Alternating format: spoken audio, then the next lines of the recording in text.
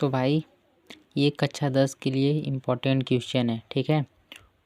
Ozone क्या है तथा यह किस पारितंत्र को किस प्रकार प्रभावित करता है, ओजोन पर संक्षिप्त टिप्पणी लिखिए। ये सबसे ज़्यादा इम्पोर्टेंट क्वेश्चन है, ठीक है।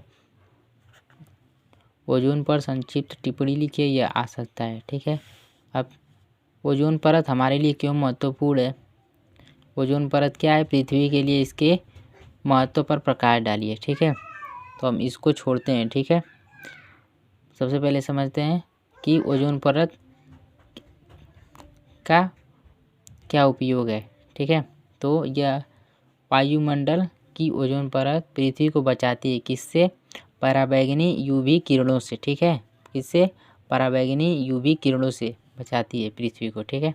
अब इसको हम यहाँ से देखते हैं। ओजोन पृथ्वी के चारों ओर एक आवरण बनाती है जिसे ओजोन परत कहते हैं, ठीक है।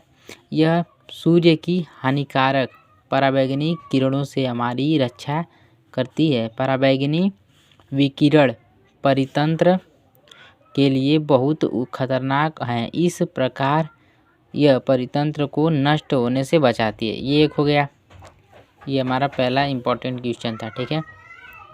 ये ओजोन पर संक्षिप्त ये वाला, ठीक है। ये क्या था, हमारा पहला क्वेश्चन था, ठीक है। अभी दूसरा देख लेते हैं। दूसरा क्या है, ये अम्ल वर्षा को उदाहरण देकर समझाइए। क्या है, अम्ल वर्षा। अम्ल वर्षा वायु में उपस्थित नाइट्रोजन तथा सल्फर के ऑक्साइड के कारण होती है।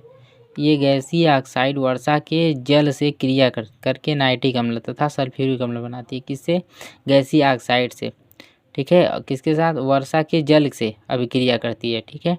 और क्या बनाती है, नाइट्रिक और सल्फ्यूरिक अम्ल बनाती है, ठीक है।